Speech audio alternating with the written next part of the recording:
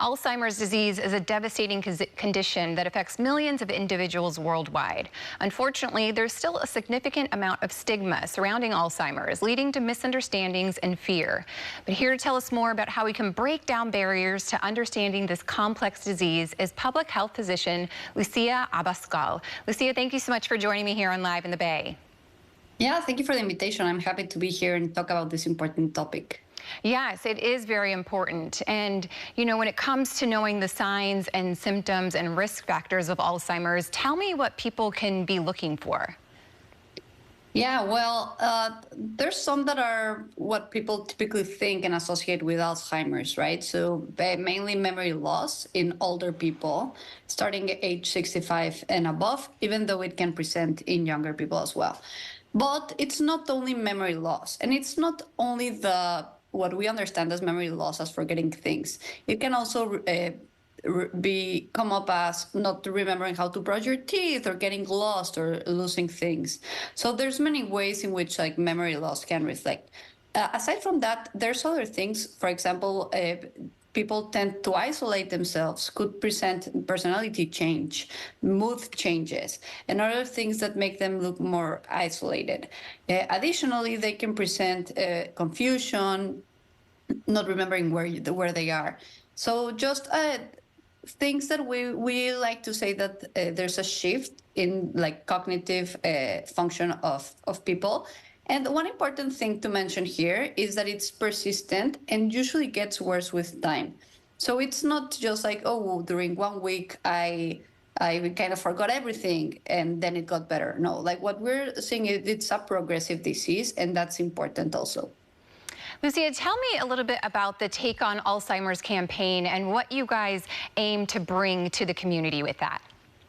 Yeah, so first we have to answer why. Why is the California Department of Public Health launching this campaign?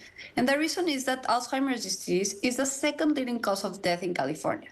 So it's a major public health issue. And we expect by 2040, the number is going to double. So as the population continues to age and we have more older people, we'll continue to see Alzheimer's disease in our families and even maybe now in ourselves.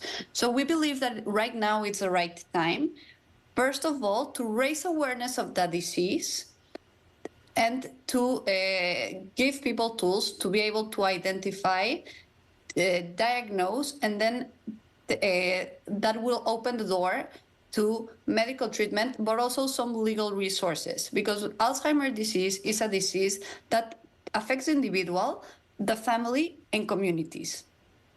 Yeah, and I know that a lot of times fear and stigma is something that's preventing people from seeking information, but why is it important to start the conversation early? Yeah, so there's this idea people might be ashamed of older people forgetting things, or they don't know how to manage. And many times having a diagnosis, being able to put a word on that and not just saying like, you know, the stigma of like that person is crazy or they're losing their mind, it's actually a disease. And many times having that diagnosis really empowers family members and reduces the stigma around that. So there's kind of like this perception shift from, oh, like my grandmother, like it's like losing her mind, to probably like we have to take care of her, right? Because she has Alzheimer's disease. So this is the shift we want to change in people, because it is very damaging for families and individuals, all of these labels that exist. And how do we know when it's time to get a screening, and you know, why is it important to get that early? Yeah, and I like to say that there's never a wrong time to get a screening, right? So if you are worried about yourself or any family member presenting any of these signs and symptoms, it's a good time to go seek medical opinion. If not, they'll just say no. But if you don't pass the screener, if there's like a risk of you having Alzheimer's disease, they can redirect you to better tools, to specialists, and to a diagnosis. So I like to say, like, if there's some suspicion, you should definitely seek it.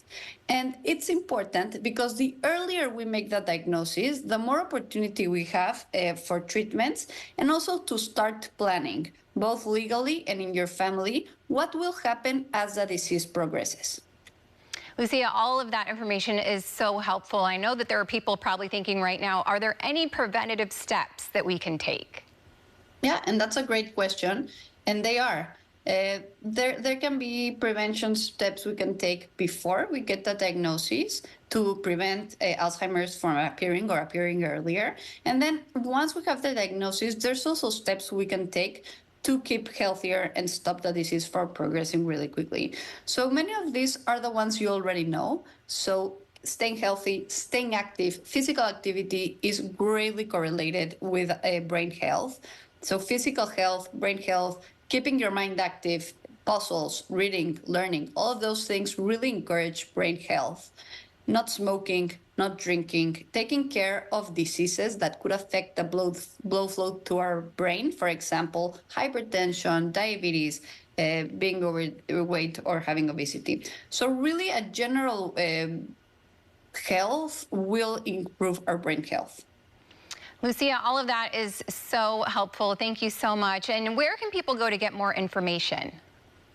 Yeah, so if you are worried about yourself or your family members, talk to your doctors, to your clinicians. They can guide you. Also, we have launched a website to accompany this campaign. That's takeonals.com. There you can find resources about diagnosis, treatment options, how to maintain brain health, how to stay active both physically and mentally, and just general information about the disease for all Californians. Lucia, I just want to thank you once again for joining us. All of this is so important, so I appreciate you helping to educate our community. Yeah, thank you very much for having me. And remember, this is not to make everybody nervous. This is just to empower you. Thank you, Lucia. If you want to learn more, you can head to the website takeonalls.com. And of course, we'll have a link on our website as well.